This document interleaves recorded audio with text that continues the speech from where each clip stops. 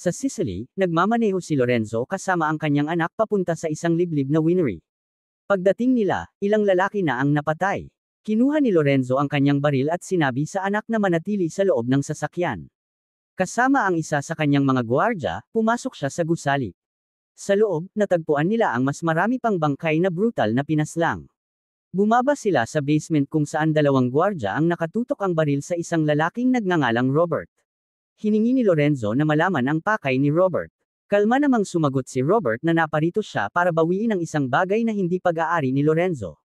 Namangha si Lorenzo na nahanap siya ni Robert, ngunit binalaan niya ito na hindi siya makakaalis ng buhay sa winery. Ngunit hindi natinag si Robert at hinamon ang seguridad ni Lorenzo, sinasabi na sa loob ng susunod na 9 na segundo ay magbabago ang lahat. Sa isang iglap, kumilos si Robert. Ginamit niya ang isa sa mga baril ng mga gwardya at mabilis silang pinatay lahat. Si Lorenzo, sugatan at gumagapang sa sahig, ay sinubukang tumakas. Pinulot ni Robert ang isang shotgun, itinapat ito, at pinatay si Lorenzo. Kinuha rin niya ang isang susi mula sa sinturon nito. Paglabas niya ng gusali, nakita niya ang anak ni Lorenzo sa labas at itinapat ang baril dito, ngunit sa huli ay tinalikuran niya at naglakad palayo. Gayunpaman, nang tumalikod si Robert, kinuha ng binata ang baril at nagpaputok. Humarap si Robert para gumanti, ngunit inihulog ng binata ang baril at tumakbo. Ilang sandali pa, napagtanto ni Robert na tinamaan siya sa likod. Sugatan at nanghihina, bumagsak siya. Kalaunan, nakita siya ng isang lokal na pulis na si Gio.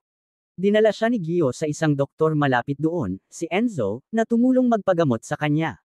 Nang magkamalay si Robert, tinanong siya ni Enzo kung mabuti o masamang tao ba ang kanilang iniligtas, ngunit hindi ito masagot ni Robert. Gayunpaman, nagpa siya si Enzo na ipagpatuloy ang pag-aalaga sa kanya. Pagkalipas ng 3 araw, nakakalakad na si Robert, gamit ang tungkod para may sandigan. Sinimulan niyang galugarin ang tahimik na bayan. Isang hapon, tumigil siya sa isang lokal na kafe at umorder ng tsaa, ngunit nagkamali si Amina, ang waitress, at kape ang naibigay. Maya-maya, dumating si Gio kasama ang kanyang anak na si Gabi. Bago umalis, iniabot ni Gio kay Robert ang susi ng kanyang sasakyan. Sa bahay ni Enzo, tumawag si Robert nang hindi nagpapakilala sa Financial Operations Division ng CIA. Kinausap niya si Agent Collins at iniulat ang pagkakatuklas ng isang kakaibang winery sa Sicily na tila nag-aangkat ng alak mula sa Syria. Sa mga sumunod na araw, nagsimula nang makilala ni Robert ang mga tao sa bayan at ang maliliit na negosyante sa palengke. Isang araw, habang dumadaan siya sa merkado, nasaksihan niyang may grupong naniningil ng pera at nanghaharas sa mga tindero. Narinig niyang binubugbog si Angelo, ang nagtitinda ng isda, ng isang lalaking nagngangalang Marco. Tahimik na nanood si Robert habang umaalis ang grupo, na nagbabantang babalik sila kinabukasan para sa bayad. Kinaumagahan, pumunta si Robert sa pwesto ni Angelo para bumili ng isda. Tumanggi si Angelo na tumanggap ng pera, sinasabing karangalan na pagsilbihan ang isang kaibigan ni Enzo. Samantala, sinalakay ng grupo ng CIA agents na kasama si Collins ang winery. Natuklasan nila hindi lang ilegal na droga ang naroon, kundi pati milyon-milyong dolyar na nakatago. Nagulat sila sa natuklasan dahil wala ito sa kanilang radar. Nagpa siya sina Agent Emma at ang kasama niyang si Frank na mag-imbestiga pa ng mas malalim. Pagkatapos, sinuri ni Enzo ang gumagaling na sugat ni Robert. Tinanong ni Robert kung bakit hindi siya ini-report ni Enzo sa pulis. Simple lang ang sagot ni Enzo, minsan, ang hindi pag-alam kung mabuti o masama ang isang tao ay tanda ng pagiging tunay na mabuting tao. Samantala, tinapos ni Vincent ang kanyang pagdarasal sa loob ng simbahan. Paglabas niya, nakasalubong niya ang kanyang kapatid na si Marco at inutusan itong maghanda para sa mas malaking bagay na mangyayari sa alante. Inimpake ni Robert ang kanyang gamit at naghanda ng umalis. Paglabas niya, napansin niyang may kaguluhan sa mga tao sa bayan. Nagsisiksikan ang lahat, nagulat sa nakitang nilalamon ng apoy ang tindahan ni Angelo. Mula sa malayo, nakita ni Robert ang parehong grupo ng mga lalaki, nakatingin at halatang nasisiyahan sa nangyari. Makalipas ang ilang sandali, tinulungan ni Robert si Angelo na linisin ang nasunog na labi ng kanyang tindahan habang iniimbestigahan naman ni Gio ang insidente. Sa pagsuri sa CCTV footage, iniutos ni Gio ang opisyal na pag-trace sa van na nakita malapit sa lugar. Sa isa sa kanyang regular na pag-inom ng tsaa sa kafe ni Amina, napansin ni Robert ang isang babaeng palihim na kinukuhanan siya ng litrato. Si Agent Emma Collins iyon. Lumapit siya kay Robert at nagsimulang magtanong tungkol sa winery, ngunit malabo at umiwas si Robert sa kanyang mga sagot.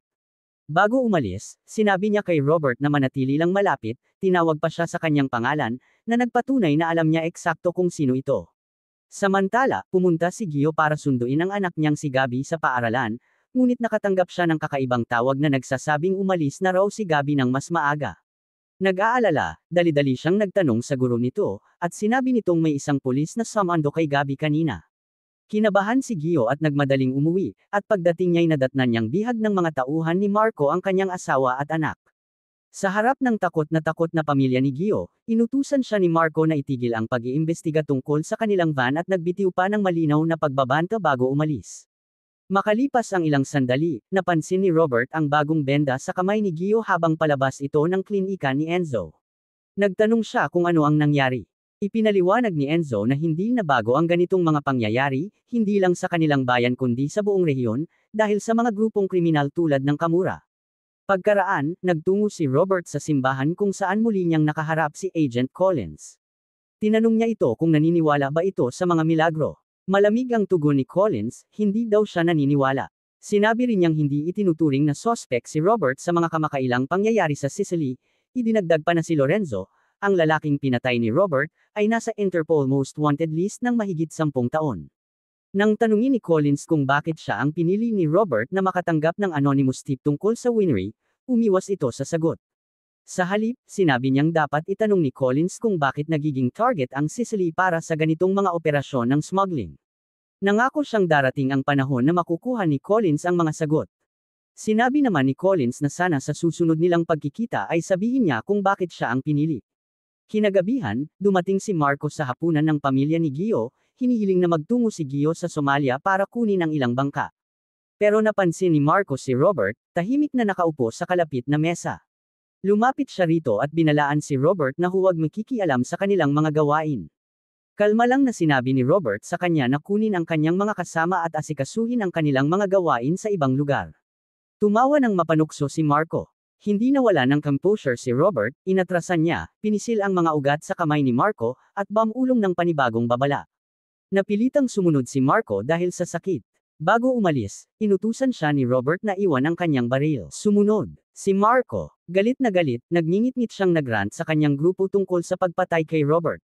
Ngunit habang inaabot niya ang baril ng kasama niya, biglang may van na sumalpok sa kanila. Lumitaw si Robert mula sa dilim at hinarap ang mga tauhan ni Marco, mabilis na pinabagsak ang lahat. Pagsapit ng umaga at dumating ang pulisya, natagpuan ang mga bangkay ng grupo malapit sa lugar ng aksidente sa Rome. Nakatanggap si Agent Collins ng agarang tawag mula kay Frank tungkol sa pambobomba sa train station. Lumabas sa investigasyon na ang perang ginamit sa pag-atake ay tumutugma sa serial numbers ng cash na nakuha sa Sicilian winery. Sinabi ni Collins kay Frank na siya mismo ang hahawak sa pagkuha ng mas maraming impormasyon tungkol sa mga grupong sangkot. Naglakbay siya patungong Naples para makipagkita sa police chief ng lungsod, si Bella, at humingi ng permiso na maimbestigahan ang ilang sospek. Pumayag si Bella, maliban sa isa. Sa kabila ng pag-aalinlangan nito, iginiit ni Emma na kausapin ang mismong lalaking iyon. Paglaon, dinalaw ni Chief Bella si Vincent, at sinabi sa kanya na dumating na ang CIA at mas mabuting itigil na niya ang kanyang mga operasyon bago matuklasan ni Collins ang katotohanan. Tumanggi si Vincent na umurong. Sa halip, iniutos niya kay Bella na hanapin ang pumatay kay Marco. Dahil sa pagmamataas ni Vincent, nagalit si Bella at pinaalalahanan siyang wala siyang halaga kung walang proteksyon ng pulis. Sumabog ang galit ni Vincent. Inatake niya si Bella, pinutol ang kamay nito, nagbitiw ng banta, at inutusan ang kanyang mga tauhan na ibalik ang dagwang chief sa kanyang sasakyan. Ilang sandali lang, nabrief si Collins tungkol sa pag-atake kay Chief Bella. Pagkatapos ay nakatanggap siya ng tawag mula kay Robert. Sinabi nitong hindi mga terorista ang nasa likod ng kaguluhan. Ang Kamura ang tunay na salarin.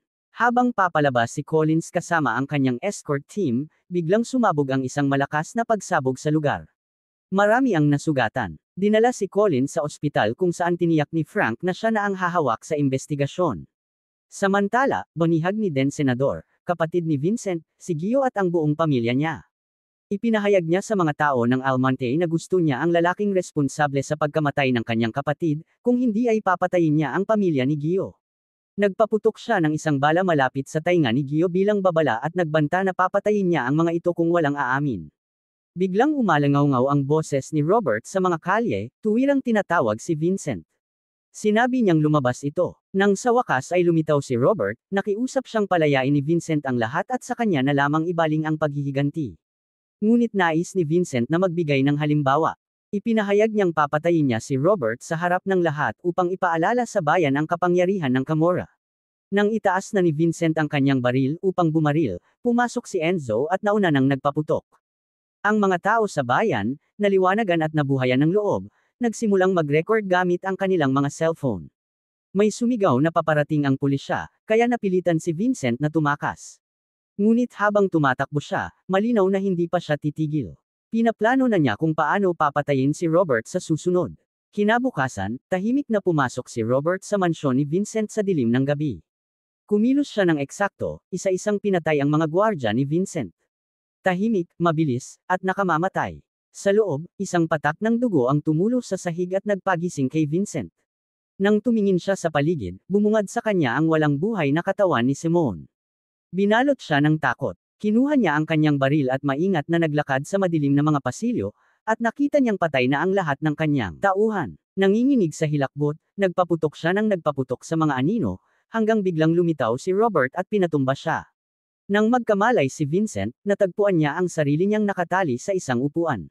Nakatayo sa harap niya si Robert, kalma, malamig, at walang emosyon. Sinabi niyang tinurukan niya si Vincent ng isang malakas na gamot na titigil ang kanyang puso sa loob ng eksaktong 6 na minuto. Pagkatapos, pinutol ni Robert ang tali at pinalaya siya. Takot na takot, tumakbo si Vincent palabas ng silid, desperadong maghanap ng paraan para mabuhay. Ngunit sinundan siya ni Robert, tahimik na parang aninong hindi bumibitaw. Bawat hakbang, pabigat ng pabigat ang katawan ni Vincent, hanggang sa tuluyang bumigay. Bumagal ang kanyang tibok ng puso, at siya'y namatay. Samantala, sa ospital, pinanunod ni Agent Collins ang balita tungkol sa matagumpay na operasyon ng gobyerno laban sa Camorra. Napatigil siya nang biglang lumitaw si Robert sa kanyang silid. Nagpasalamat si Collins sa kanya dahil sa tawag noong araw ng pagsabog, dahil sa babalang iyon, nailigtas niya ang sarili mula sa tiyak na kamatayan. Napansin niyang mabigat ang bag na dala ni Robert, puno ng pera, at inakalang ninakaw niya ito mula sa winery sa Sicily. Ngunit ipinaliwanag ni Robert ang totoo. Ikinwento niya si Dyer, isang lalaking nawalan ng buong pensyon niya dahil sa cyber attack. Nagsimulang magdugtong-dugtong ang piraso sa isip ni Collins. Na-trace ni Robert ang parehong cyber attack papunta sa winery sa Sicily. Doon niya pinatay si Lorenzo at ang mga tauhan nito, nahanap ang vault, at kinuha lamang ang eksaktong halagang ninakaw mula sa pensyon ni Dyer. Nang tanungin ni Collins kung kaibigan ba niya si Dyer, simpleng sagot ni Robert, hindi. Iniwan ni Robert ang bag ng pera at umalis. Ilang araw ang lumipas, naglakbay si Collins patungong Boston at binisita sina Dyer at ang kanyang asawa. Ibinigay niya ang pera at ipinaliwanag na hindi na mawawala ang kanilang tahanan. Labis ang pasasalamat ng mag-asawa, ngunit sinabi ni Emma ang totoo, hindi siya ang tumulong, kundi isang estranghero. Pagbalik niya sa opisina, nakatanggap si Emma ng misteryosong package. Sa loob ay ang lumang diary ng kanyang ina at isang sulat mula kay Robert. Pagbukas niya, lumabas ang katotohanan. Si Emma ay anak nina Brian at Susan Claim Umber, dalawang dating CIA agents at malalapit na kaibigan ni Robert. Samantala, sa Alante, natagpuan na ni Robert ang kapayapaan. Napapalibutan ng mga lokal, ngumiti siya habang ipinagdiriwang nila ang pagkapanalo ng kanilang football team, hindi bilang mamamatay tao o especially iya, kundi bilang isa sa kanila. At diyan nagtatapos ang pelikula.